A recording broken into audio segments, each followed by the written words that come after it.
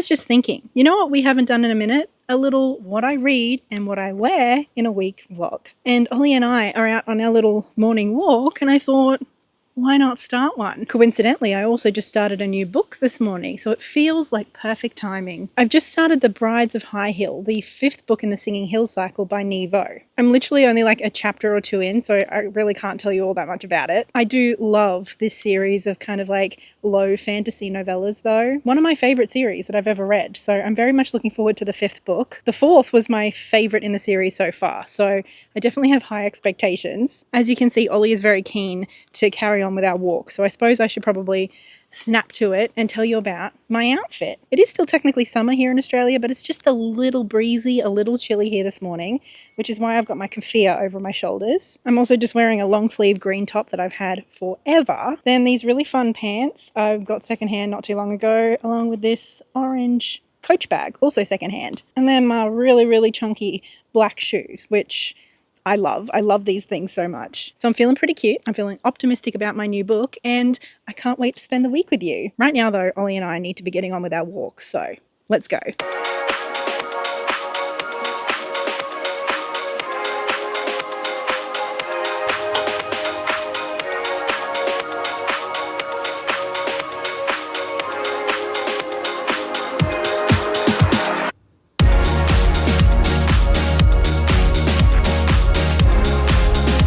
Hello friends, Blair and I are out for brunch, but it's more like it's nearly 1 o'clock. Can you still call it brunch? I'm not sure. You let me know. Anyway, last night I did finish my book, Brides of High Hill by Nevo, and I don't know that I have a huge amount to say about this entry in the series. I think it's probably my least favourite so far. I just struggled to sink into it in the way that I normally find myself sinking into these books. I think at the end of the day, this was quite a different entry into the series. I think ultimately, I think the series is so much about storytelling and memory and like how important that is, both to a sense of self-identity, but also to culture, whose stories get told, all of that good stuff. And one of my favorite things about this series is Cleric Chi, our main character, but also just like the world and how big it feels. Like it really feels like we're just getting glimpses of a world that feels so huge. And I've also just really enjoyed the narrative, like storytelling that's been, like the devices that have been used.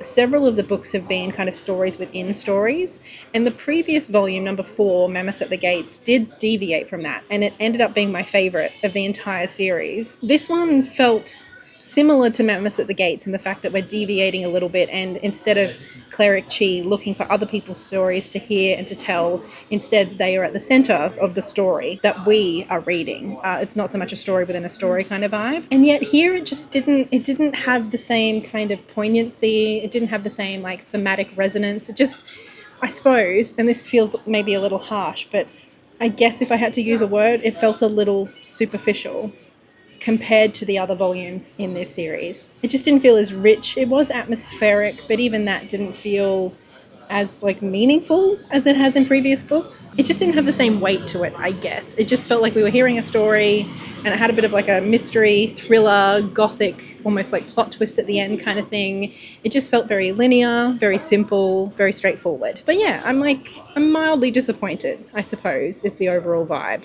I'm not sure what I plan to read next. We'll talk a little bit more about that when we get home. And also I do have to show you what I'm wearing.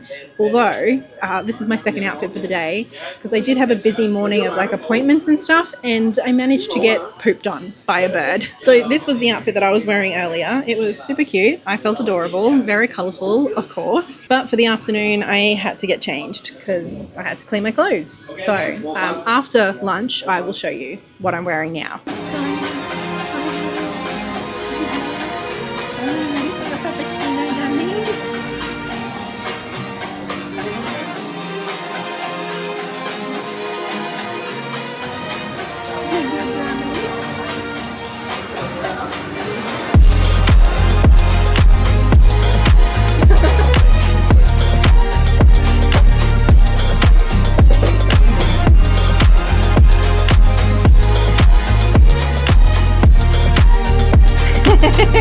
Okay, we have finished lunch. It was delicious, by the way, and now I get to show you my outfit, my second outfit for the day. But this one is super cute too. Anyway, what I have on today is all either presents from loved ones or secondhand, which I love. Starting from the bottom, I got my sandals, which I found secondhand. This skirt, the lovely Blair bought me for Christmas. Isn't it wonderful? I'm kind of obsessed. He made such a good choice. This pink lightweight knit is one of my absolute favorites. I love this color so much. Found it at Savers, can you believe? And then this bag, my best friend Annie bought it for me for my birthday last year. Again, perfection. And then my hat. Oh, I suppose I bought this new, so this is not secondhand. I did purchase this new, but I love it. So as always, plenty of colors. I do love this outfit. Now I need to head home so I can figure out what I'm going to be reading this afternoon. Hey, Ollie! Ollie, come here! You enjoyed your puppuccino, huh? You're a happy dog. Oh, it's a good scratch. That's a good scratch. That's a good scratch. Oh, you're such a good girl, honey. You ready to go home? Let's go. So I have spent the afternoon just chilling, doing a little bit of laundry, which is hanging up here, and reading. I have been doing some reading. I decided I just felt like something simple and quick, and so I downloaded on my Kindle the short story that Susanna Clarke has recently released. It is like a winter Christmas short story. I can't even remember the name of it, something about the woods. So the theme is a little off for where I'm situated, obviously summer. But you know, I was just in the mood. I was just in the mood. And especially after having recently read Jonathan Strange and Mr. Norrell, I was kind of curious. I have read Piranesi. People keep asking me. I didn't like Piranesi. To me, it just read a little bit too much like Aleister Crowley fan fiction. I can't justify it. That's just what I kept thinking while I was reading. I liked the atmosphere and I thought her writing was great, which is one of the reasons I was more than happy to try another book from her. The short story, it kind of felt like it was going somewhere and then it stopped before it went anywhere. Again, as expected, great atmosphere, lovely writing, lots of like highlightable one-liners kind of thing, which was lovely, but other than that, I feel like there's not a whole lot to say about it. It was very short. Felt like it was a prelude, I suppose, at least to me. That's how it came across. Having said that, we are, I think, about to go on a little bird walk, and I'm really excited. We haven't been birding since we got back from Geelong last week. Obviously, we did so much birding in Geelong, so I feel like a little break was warranted, but I'm really excited to see our local friends, our local bird friends again today. So I'm going to go slip into something a little cooler, and then we will be on our way.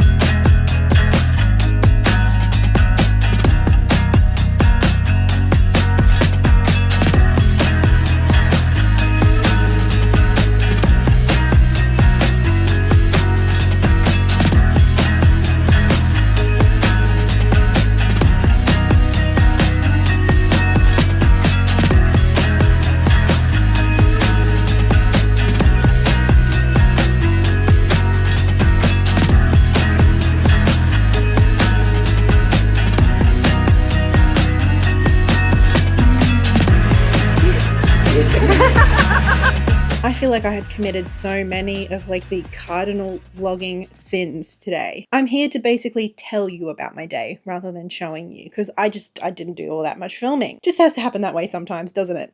Anyway, I did do a little bit of reading this morning. If you were one of the few people who watched my recent birding vlog where Blair and I went to Geelong to have a holiday but also do some birding, congratulations, you're one of the real ones. I knew that was an entirely self-indulgent video, but I needed to make it. Anyway, in that video, I started this book, Conversations with Birds by Priyanka Kumar. It's a non-fiction kind of memoir mixed with nature writing kind of book, and it's really lovely. It's just one of those books that I kind of just want to read a chapter or an essay at a time. I don't really want to like just sit down and read it as a book. So this morning I did just that. I read another chapter. And in this essay, she does talk a lot about the bird, the flicker, which is an American bird, I think, that I don't really know anything about. But there's one line here that was just beautiful. Right at the beginning, she says, "In birding, there is a forgetting, a coming out of oneself, while paradoxically also going deeper into oneself."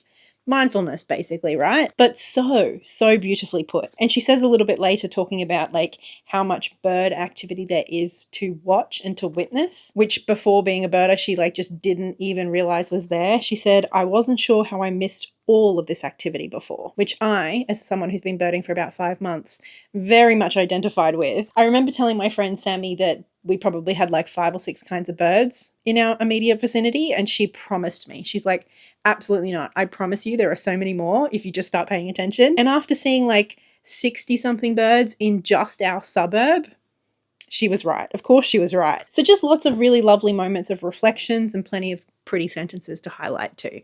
I'm really enjoying this book, even if I am taking my time with it. As for what I'm going to be reading next, I honestly don't know. I'm kind of torn. Part of me feels like I should read a children's book because I'm going back to work next week and I haven't read a kid's book in a while. If you happen to be new here, I'm a children's bookseller. So, you know, of course, I need to be reading plenty of kids' books.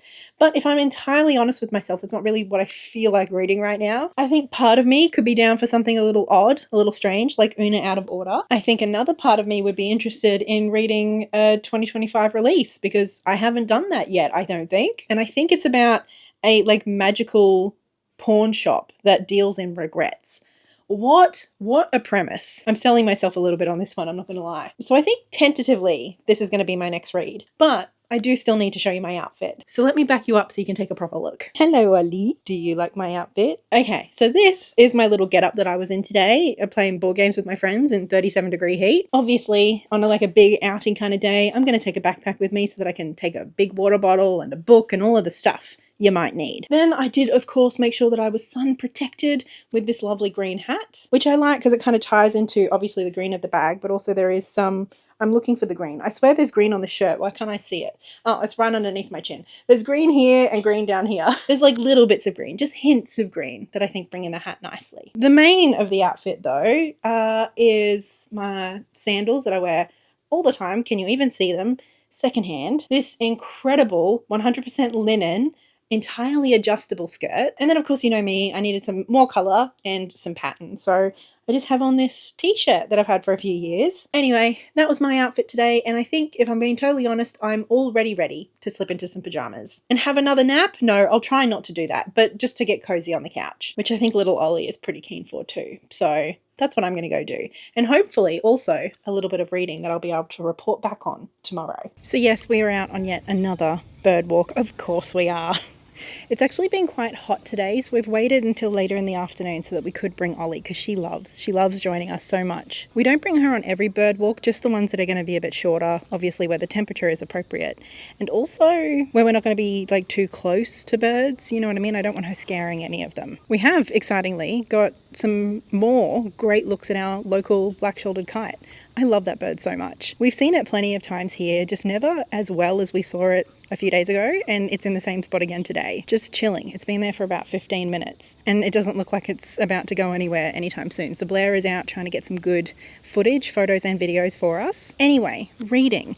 I did start Watermoon. I've read the first part, which I think is about the first 90 pages, so I'm like a decent way in. And I don't know, like this just isn't quite what I thought it was going to be. Do you know what I mean? It's very much giving 3 stars, which I feel like has been a consistent theme for this video so far. Like, yes, we were introduced to this like kind of fantastical pawn shop that deals in regrets. Like it buys people's regrets, which was just like such a cool concept.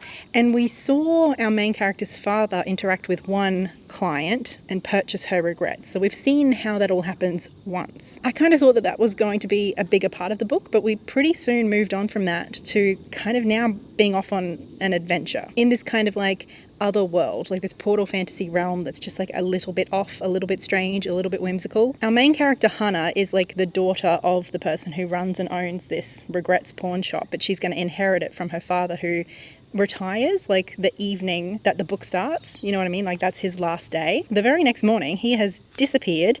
One of the important regrets is also missing. And then a man from our world shows up and like decides he's going to help Hannah. And like it's a bit insta-lovey. I'm assuming it's going to be a romance. It's definitely giving those vibes. And so it's all kind of vaguely interesting. It's just not quite as like whimsical or dreamlike or interesting or poignant or melancholy or whatever. It's just kind of nothing, I suppose, is the point. It kind of just all feels there. I feel a little removed from it all, especially when it comes to the emotional kind of element, which I feel like when you're dealing with regrets, like big life-changing regrets that like are lingering and hanging on to people and weighing on them, like surely this should be a book that makes you feel quite a lot and like says quite a lot. and instead it's just turning into this generic kind of feeling adventure. For now though, we're going to carry on with our little birding adventure because we have more birds to see.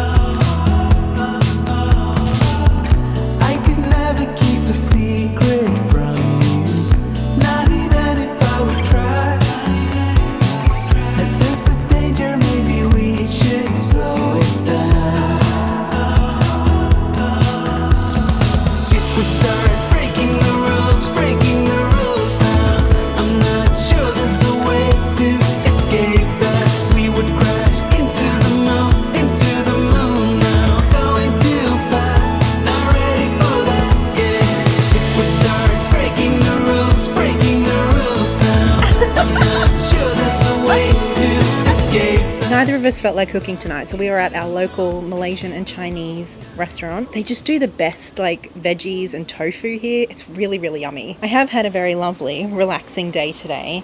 I've done actually quite a bit of reading. I'm not reading Water Moon. I don't know if I'm going to DNF it, but I just, you know that feeling when you're like, I really don't want to pick it up. Like I want to read, but I don't want to read that book. Which is never a good sign. I probably should DNF it. I haven't committed to that just yet, but I decided to pick up something else. I decided I felt like trying out the next book in Shauna Maguire's Wayward Children series.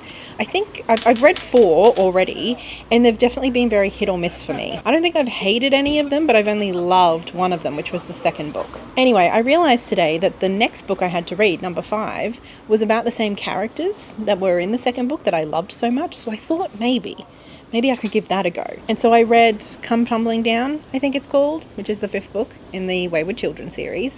And although it kind of starts out kind of feeling like it's going to be Christopher's book, in the end it's mostly about Jack and Jill, the 2 twins who were prominently featured in both the first but especially the second book. If you don't know, this series is basically kind of like interconnected novellas, I suppose, following these kids who have all like stumbled into portal fantasy realms, and after being missing from our world for a number of years, they all kind of got thrown back into our world, and they all hate it here and want to go home to their fantasy realms. And all of the worlds are really strange and very unique and particular to each individual kid, and they all feel kind of sinister in their own sort of way, but equally these kids end up making a home and feeling more like a sense of belonging in these fantasy realms than they ever found here on Earth. And so it's all quite bittersweet, quite whimsical, but also kind of brutal as well, the series overall. And it does deal with some pretty dark themes. So that's kind of the gist. They're also very short books. I think this one is about 200 pages.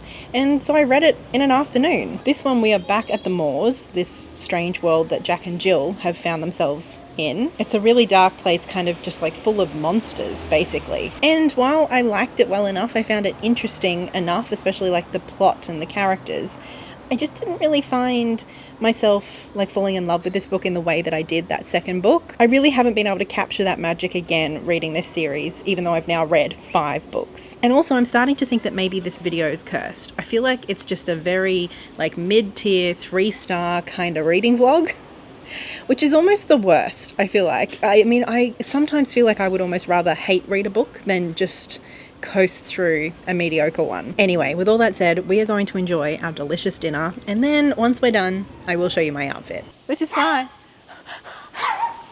You're sick of these stop-start walks, huh? She always has an opinion on when I stop a walk to do some filming. Go to Blair, go to Blair. Good girl. Anyway, as promised, here's my outfit for today. As I mentioned, I very much was just having a lazy day. I basically spent the day on the couch. Just needed one of those days, you know? And although they might not look it, these pants are some of my most comfortable. They're originally from New Works, I think, but I got them secondhand, and obviously they're just very fun. And I've done something a little rogue for me. I've paired a very fun item with black everywhere else. I thought it'd be fun just to try it out, experiment a little, see how I felt. I'm not entirely opposed. I don't know if it's going to be my new look, but I don't hate it. This top is just a secondhand, like lightweight knit 3/4 length sleeves that I found at Savers, like I want to say like 2 years ago. It's really soft, really breathable, again, super comfortable. But seeing as we're going out for dinner, even though it was very spontaneous and casual, I decided to like pep it up a little bit with a belt. You know I'm serious when I got a belt on. Then, of course, if we're sticking with black, I had to throw on my super chunky sneakers, which we started the video with too. I have been getting plenty of wear out of these. I do love them. However, the trousers then were getting caught on like the tongue of the shoe. They're just kind of like that annoying length for these shoes in particular. So I decided to try rolling them up, do a little cuff moment. Obviously that means that you see the inside of the trouser, which is a bit different, but again, I don't know, I'm just trying things out today. Like I said, a little different for me, but I'm not mad about it. I'm kind of into it. And I mean, aside from the belt, this is very, very comfortable. Not that the belt is like horrendous or anything, but you know, it's a belt. Anyway, that is the outfit for today. So we're home and I'm really grumpy because I feel like I'm just tired of having 3-star books. So I've roped Blair in to help me. He's going to pick a book for me at random because I'm in like analysis paralysis. I feel like I'm putting too much pressure on myself to find a 5-star. Blair doesn't know shit about the books on my shelves, so he's going to pick one for me. Well, what are we going to have? Well, which ones has she read? Sky Full of Elephants. That sounds like fun because elephants can't fly. It's a dystopia. Sounds wonderful. I'm watching a dystopia at the moment. Is that the book you're picking? I think so. Thank you so much, Blair. No worries. Good luck. So I'm showered and cozied up in bed, doing a little bit of evening reading, as I do. And I mean, I've only just started it, really. So take all of what I'm about to say with a grain of salt. But already in these first 30 pages, I have felt more than in any of the other books that we have read together in this video combined. It's basically a near future where essentially one day all of the white people just kind of like walked into the nearest body of water and drowned themselves. And at the beginning of the book, we're introduced to Charlie, who's a black man, seems like he might be in kind of like his 40s, maybe, I'm guessing, who before this event, he was imprisoned. And like now he's kind of working as this like professor. I think it does say on the blurb, although I don't know that we've really discussed it yet in the book, that yeah, having served time in prison after a wrongful conviction. And so you can imagine that a man like Charlie might feel some sense of freedom or relief after this event, but also he kind of feels like guilt and shame at feeling relief, you know, like it's complex, it's messy. Anyway, we're just kind of like touching on some of that stuff so far. We're not really diving into it just yet. I think it's in the very first chapter that Charlie gets a phone call from basically his daughter that he's never met. It seems like Charlie at one point was in a relationship with a white woman and like they lost contact, whatever. So that's the first chapter, just kind of like getting to know Charlie in this world where white people don't exist anymore and him kind of being in this messy emotional state and finding out that his daughter is still alive and wants a favor from him. The second chapter, we get the perspective from this daughter of the day that all the white people died. And her entire family was white. And so obviously not only being estranged from her black father, but having lost her entire family, like her whole experience of this new world and of the event itself is very different from Charlie's kind of like complicated feelings. Anyway, in the third chapter, he's now off on like a road trip to go and meet her in Wisconsin. And obviously I want to be really cautious of getting ahead of myself, but I also want to express to you how much I like this book so far. Like the first few chapters are giving 5-star energy, you know? Obviously plenty of books start out great and then kind of don't go anywhere, or they fizzle out, or they turn shit. Ministry of Time, I'm looking at you. So I'm not saying that I'm predicting that this book is going to be 5 stars. I'm just trying to experience it for what it is. But I love what I have read so far. Good evening, friends. I'm at work. Well, I've just finished work. I've just finished up everything I needed to do. I've just signed out. And to be perfectly honest with you, I haven't done all that much reading since yesterday. So basically, I'm still really enjoying the book. But what I need to do is to quickly show you my outfit, because I swear to God, the second I go home, I am changing into the comfiest pajamas you have ever heard of. Don't get me wrong, I love my job, but you know, the first day back after a holiday is always just a little crushing on the soul. But let me show you my outfit. And here it is. Pretty simple. It was like a warm day, but not too hot. And I was very much prioritizing comfort for my first day back. So I'm wearing my most comfortable white sneakers with my favorite comfy pants that are kind of like pajama pants crossed with cargo pants, which is exactly the kind of vibe I'm going for today. And then just a cute comfy t-shirt. Both the t-shirt and the pants are secondhand. And then the only other thing that I'm wearing, I guess, is my go-to backpack. A really, really simple outfit today, but it did the job. And actually I got a few compliments on how cool my pants are. Anyway, a very quick check-in this evening. I'm ready to head home.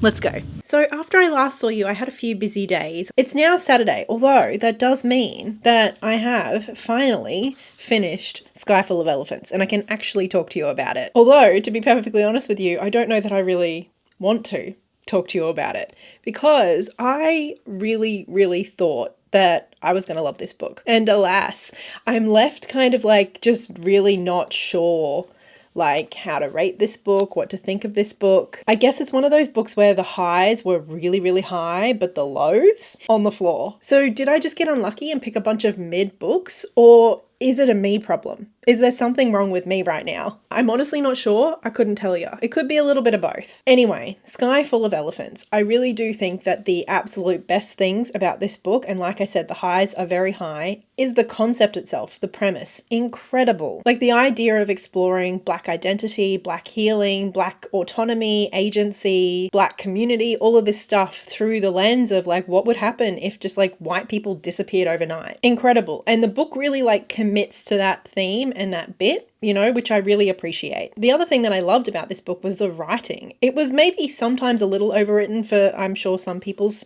personal taste, but I thought it was beautiful. There were so many beautiful turns of phrase and just moments throughout the book that you just wanted to highlight because they were just so lovely to read. The kind of thing that just almost sounds like poetry if you take the time to read it out loud, you know? Amazing. Truly, truly exceptional, particularly given that this is a debut work. Now, for the things that didn't really work for me, I've got a list. I've got some notes. I think the first thing is that this book just didn't have very much tension. And now I love a book with like low stakes, low tension. But to me, it sort of felt like this book thought it had tension when it just didn't. And primarily, I think that is because the author kind of like over-explained a whole lot of stuff, particularly when it comes to our two main characters and like the conflicts that they're dealing with, both internally and externally. Everything that they were struggling with, both past and present, was laid out on the table. All the cards were on the table for us to see very, very clearly. Something else that I struggled with, and I am going to try my best not to give spoilers, so bear with me for being a little bit vague, but this book felt like it was both over-explained in some areas, like I said, but also like oversimplified in a lot of ways too. Particularly, it felt like there was a lot of like romanticization happening, especially when it comes to like African heritage, African culture. And obviously I'm a pasty ass white girl, so like I'm not an authority on this, but just in terms of like the storytelling, I think because of that romanticization, it sometimes undercut, I think, the emotional poignancy that the book could have had, at least for me. Going along with this romanticization stuff, I think there were a bunch of characters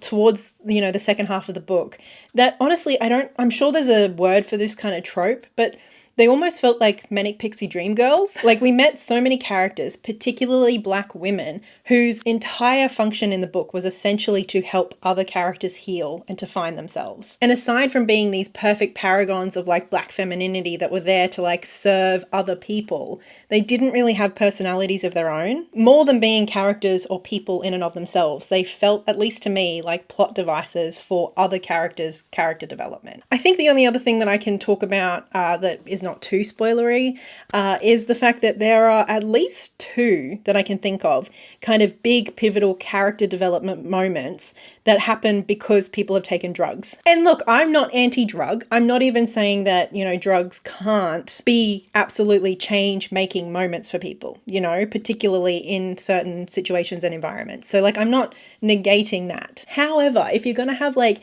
absolutely big, like character fundamental moments, it just felt a little bit cheap. It just felt like a bit of a cheat code to what could have and should have been like some really deep, big, kind of introspective, unlearning, relearning stuff. Anyway, I don't want to shit on this book too much. Like I said, I think the concept is incredible. The writing is beautiful, and it is quite an ambitious kind of book, especially for a debut. And even though I didn't really love the narrative a lot of the time, especially the second half, this book made me think a lot the entire time. I think particularly, at least for me, the book that the question was asking the most and the most clearly, by presenting this world in which all white people have just died overnight. And we're witnessing so many black people finally find healing and joy because there is space to do those things. It's kind of like this uncomfy thing of like this mass death. And so the book is kind of asking you this question of like, you know, did these people deserve to die? And certainly I think the answer is like immediately no, right? Like all of these hundreds of thousands, millions of individual people didn't necessarily deserve to die. But equally, when we kind of like contrast that with like the lived experience of like 400 or 500 years of what black people have been through in America, obviously all of the people who have been killed, brutalized, tortured, enslaved, none of those people deserved that either. But even beyond that, beyond some like kind of cosmic retribution for past wrongs done, I think the book was also asking us to consider, well, if all of these white people didn't deserve to die, then what the fuck is happening with all of the black people today who are not only being murdered, but also having their potential, you know, kind of suppressed or cut off? Or people like Charlie, our main character, who had his life completely ruined by a false allegation. His life was cut short, maybe not literally by death, but essentially, and like in a practical sense, being incarcerated by a racist system and by racist people for something that he didn't do. And I think obviously Charlie is representative to us, the reader, of so many black people, particularly black men. Like all of those lives are being cut short today, right now, because of our white people and our society that we've created, our inability, our refusal, whatever it is, to reckon with and deal with the white supremacist system we've created and that we benefit from. So definitely a book I will continue to think about, and I think it's one of those books that will stay with me. And I feel like potentially in hindsight, I will come to appreciate this book more than I do right now after having just read it. But anyway, there we have it. That is the final book of this reading vlog. We did actually end up reading quite a decent amount. I mean, like I finished 2 novellas. We did obviously read the short story by Susanna Clarke. Again, cute, fine. We did also read a chapter from Conversations with Birds. And then like I did read almost 100 pages of this book as well. Obviously I have moved on from this book. I've read other things since putting this book down, but I don't know yet still if I've committed to DNFing it. If you think that this is absolutely a book that I need to continue with, like the journey, the ending makes it all worthwhile, please feel free to make your case in the comments below. For now, at least, that is all I've got for you. I'd love to hear in the comments which of the outfits this week was your favorite. Oh, of course I need to thank my lovely patrons over on Patreon, and especially big thank you to Livia and Lynette Brown. And until next time, so much love, happy reading. Bye.